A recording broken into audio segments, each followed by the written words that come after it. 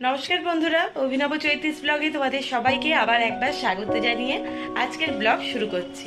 তোমরা সকলে কেমন আছো, কে কোথা থেকে আমার ব্লগগুলো দেখছো, দেখে তোমাদের কেমন লাগছে সেটা অবশ্যই কমেন্ট বক্সে জানিও।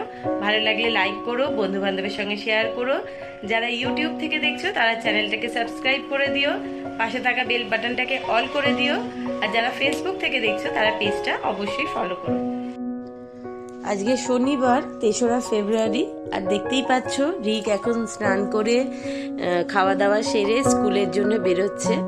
ও স্কুলে বেরিয়ে যাওয়ার পর আজকে তোমাদের দাদা আর আমি দুজনেই বেরোচ্ছি, একটুখানি রেডি হয়ে নিয়েছি, একটা বিশেষ কাজ আছে সেই জন্য। আজকে শনিবার, তারপর নিরামিষ তো অবশ্যই। ছেলে সকালবেলা স্কুল যাওয়ার সময়তে অল্প একটু রান্না হয়ে গেছে, বাদবাকিটা এসে পরে বেলায় সারবো। ছেলে খেয়ে বেরোতে পারবে ততটুকুনি রান্নাবাড়ি সেরে একটু বেরিয়ে পড়ছি, এসে আমাদের রান্না কাজ হবে। আজকের দিনটা বিশেষ একটা কারণের জন্য বললাম 3রা ফেব্রুয়ারি, তা আর শনিবার।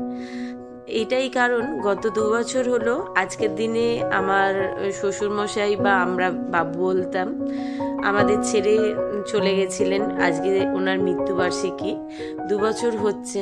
তো সেই জন্যেই একটু কাজে বেরোচ্ছি আজকে। আর সকালবেলায় অবশ্যই স্নান সেরে ঘরে ওনাদের ছবিতে ফুল মালা দিয়েছিলাম, যেমন দেয়া হয় সেরকম সেরে বেরিয়ে কাজকর্ম করে এসে যেটুকু রান্নার বাকি ছিল সেটুকু সেরে নিয়ে চলো, তারপর তোমাদের দাদাকে খেতে দেবো। ছেলে স্কুলে বেরোবার সময়তে ছেলের মতো ভাত করে দিয়েছিলাম, আর এসে ঝটপট করে আমাদের ভাতও বসিয়ে দিয়েছিলাম, হয়ে গেছে। একেই শনিবার বললাম, আর এতদিনে তো মোটামুটি জানোই আমরা শনিবার নিরামিষই খাই। তো আজকে মুগের ডাল, একটু পোস্ত, আলু পোস্ত করা হয়েছে নতুন আলু দিয়ে, আর একটু বেগুনি করব, আর যদি দাদা বলে তাহলে একটু পাঁপড় ভাজা করে নেব। সেই মতনই রান্নার ব্যবস্থা করেছি। ওবেলার জন্য একটুখানি ভেবেছি ঘুগনি করব, তো মটর এনেছি কিনে, সেটা ভিজিয়ে রেখেছি। এখন ঝটপট করে ডাল পোস্ত ভাত হয়ে গেছে, বেগুনিটা ভেজে আগে দাদাকে খেতে দিই, তারপর আমরা খাওয়া দাওয়া সারবো। খাওয়া দাওয়া সেরে একটু রেস্ট নিচ্ছিলাম, তারপর দাদা ফোন করে বলল ফেরার পথে ও একটু আমাকে ফোন করলেই যাওয়ার জন্য। কারণ গত কয়েকদিন আগেই আমাদের অ্যাকোরিয়ামটার একটা সাইড থেকে ভীষণ রকম জল পড়ছিল। তো বুঝতে পারলাম কোথাও মনে হচ্ছে হালকা চির হয়েছে, বা আঠাটা যেটা লাগানো থাকে সেটা খুলে গেছে। সেই জন্যেই দাদা বলল ফেরার পথে ওটা নিয়ে আসবে, তাই আমাকেও রেডি হয়ে যেতে, কারণ পেছনে তো একজন না ধরে বসলে হবে না। আর দোকানে যখন গেছিলাম তখন অ্যাকোরিয়ামটা আমি ধরেছিলাম বলে আর ভিডিওটা করতে পারিনি। বাড়িতে এসেই এই যে মটরগুলো ভিজিয়ে রেখেছিলাম, এগুলোকে চলো আগে ঝটপট করে সেদ্ধ করে ঘুগনি করে নিই। আর যদিও নিরামিষের ঘুগনি বেশিক্ষণ সময়ও লাগবে না, আর বিশেষ কিছু তো দেয়া হয় না। একটু ছোট ছোট করে আলু কেটে নিয়ে ভাজতে বসিয়ে দিয়েছি, একটু ছোট করে নারকোল কেটে রেখেছি, আর একটু নিরামিষের ভাজা মশলা দিয়ে ঘুগনিটা ঝটপট করে নেব। তারপর ময়দা মেখে পরোটা করে তারপর যাব অ্যাকোরিয়ামটা রেডি করতে বলতে এমনি ওটা তো পরিষ্কার করে দোকানে সারাবার জন্য দিয়ে আসা হয়েছে, কিন্তু নিয়ে আসবার পর তার মধ্যে জল মাছ সমস্ত বার করে অন্য জায়গায় রাখা ছিল। যদিও মাছ সেরম বিশেষ কিছু ছিল না, একটা দুটোই ছিল। বাদবাকি আজকে আসবার সময়তে আবার নতুন কিছু মাছ এনেছি, সেইগুলোকে গিয়ে একজন মিলে তো হয় না, দাদা আর আমি সেগুলোকে করব। আর এখানে দেখো নারকোল তো কাটা হয়ে গেছে বললাম, আর ঘুগনিটাতেও সামান্য একটু লবণ, একটু হলুদ আর একটু কাঁচা লঙ্কা দিয়ে প্রেসারে সিটি দিয়ে নিয়েছি। আর একটুখানি ওই গোটা গরম মশলা ফোড়ন দিয়ে নারকোল আলু ভেজে একটু লবণ হলুদ মিষ্টি লঙ্কা দিয়ে মোটামুটি ঘুগনি হয়ে গেছে। আর পরোটাও করে ফেলেছি, এর মধ্যে থেকে এখন ঘুগনি কিছুটা আগে তুলে রেখে দেবো সকালবেলার জন্য, কারণ কালকে রবিবার, ভেবেছি সকালবেলার জলখাবারে ঘুগনি পাউরুটি নয়তো ঘুগনি মুড়ি খাওয়া হবে।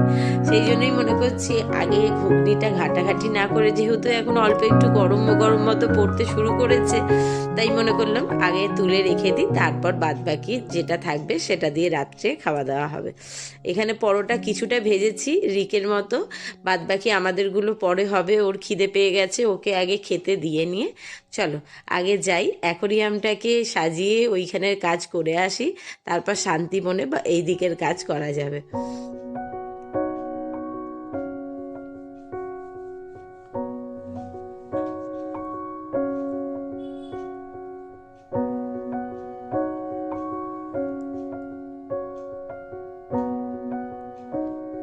ব্যাস ঘুগনি তোলা হয়ে গেছে, দিয়ে চলে এসেছি।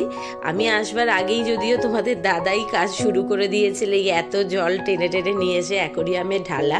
এই যে এই মাছটা আর একটা মাছ, এই দুটো মাছই ছিল আগে, বাদবাকি সমস্ত মাছই মরে গেছিল। আর ইচ্ছা করেই মাছ আনা হচ্ছিল না, কারণ একদম জল দিলেই হুড় করে জল পড়ছিল।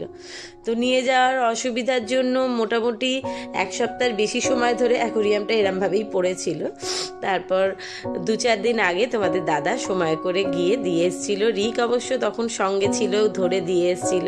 আর আজকে আমরা গিয়ে আনলাম। এখন দিয়ে দাদা সমস্ত জলগুলো অ্যাকোরিয়ামে ঢেলে ভর্তি করছে, আর আমি তলাটা সাজিয়ে নিচ্ছি। যেগুলো পাথর, আর্টিফিশিয়াল গাছ যেগুলো থাকে সেগুলো দিয়ে আগে সাজিয়ে নিই, তারপর এক এক করে মাছগুলোকে ঢালবো। এই জায়গাটা অ্যাকোরিয়াম থাকে বলে এত সুন্দর একটা দেখতে লাগে, একদম স্বচ্ছ জলে মাছগুলো কিলবিল করে ঘুরে বেড়ায়।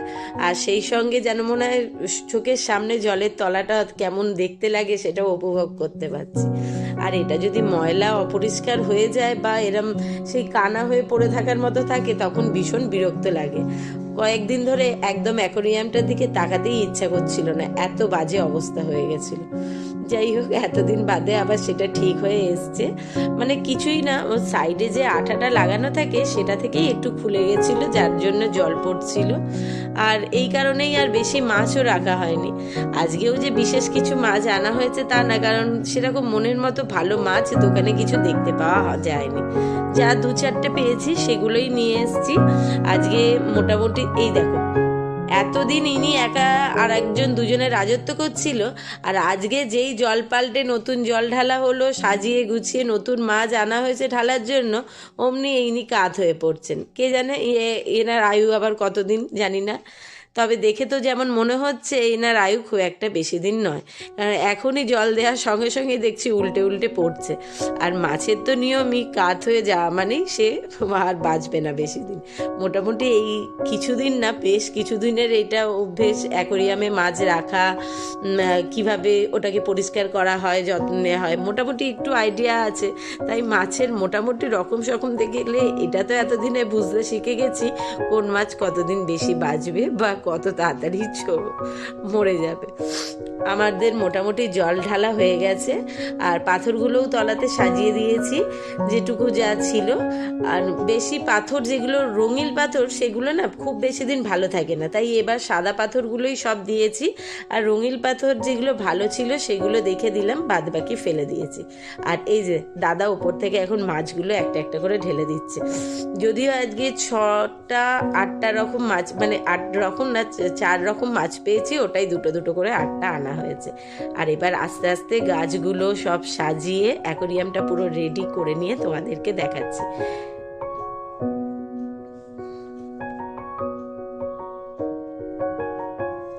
ক্রোকোডাইলগুলো দেখো, বড় বড় ক্রোকোডাইল হলে দেখতে কিন্তু বেশ ভালো লাগে।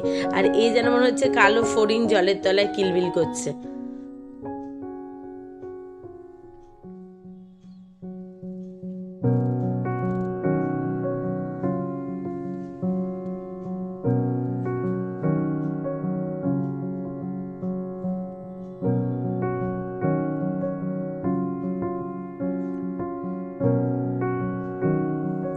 অ্যাকোরিয়ামের ঢাকনাটাও দেখেছিলে, সেই রিক ফেলে দিয়ে ফাটিয়ে দিয়েছিল, সেটাকে কোনো রকমে জুড়ে জারে লাগিয়ে চলছিল। কিন্তু যখন চেঞ্জ করা হলো আজকে একবারে ঢাকা বদলে নতুন অ্যাকোরিয়ামের ঢাকাও লাগিয়ে দেওয়া হয়েছে। আর ভেবেছিলাম পেছনের যে স্টিকারটা লাগানো ছিল সেটাও চেঞ্জ করব, কিন্তু যেহেতু যে দোকানে দিয়েছিলাম ওনার কাছে কোনো নতুন সেরকম ভালো স্টিকার ছিল না, তাই আর ওইটা চেঞ্জ করা হয়ে উঠলো না। আর লাইটটা তো এখনও ভালো আছে, চলছে, তাই লাইটও বদলানো হয়নি, শুধু মাথাটা চেঞ্জ করা হলো। আর অ্যাকোরিয়ামের 4টে সাইড নতুন করে আবার আঠা দিয়ে জুড়ে এখন মোটামুটি দেখা যাচ্ছে যে ঠিক আছে। এবার যতক্ষণ না জলটা খানিকক্ষণ থিতিয়ে যাচ্ছে, স্থির হচ্ছে, ততক্ষণ না জলটা এরকম ভীষণ বাজে রকম ঘোলা হয়ে থাকে, কিচ্ছু ভালোভাবে দেখা যায় না। আর এই দেখো, এতক্ষণে প্রায় 1.5-2 ঘন্টা পর আস্তে আস্তে জলটা থিতিয়েছে, আর এইবার বোঝা যাচ্ছে জলটা কত সুন্দর স্বচ্ছ লাগছে, আর মাছগুলো ভেতরে খেলছে দেখতে পাওয়া যাচ্ছে। দেখো, মনে হচ্ছে যেন এক টুকরো স্বর্গ না কি জগৎ বলতে পারবো না, কিন্তু জলের তলাটা এভাবে সাজিয়ে রাখলে দেখতে কিন্তু দারুণ সুন্দর লাগে, তাই না? যাই হোক, অনেক রাত হয়েছে, চলো এবার খাওয়া দাওয়া সেরে নিই। আজকের মতো ভ্লগটা এখানেই শেষ করলাম। শুভরাত্রি, টাটা।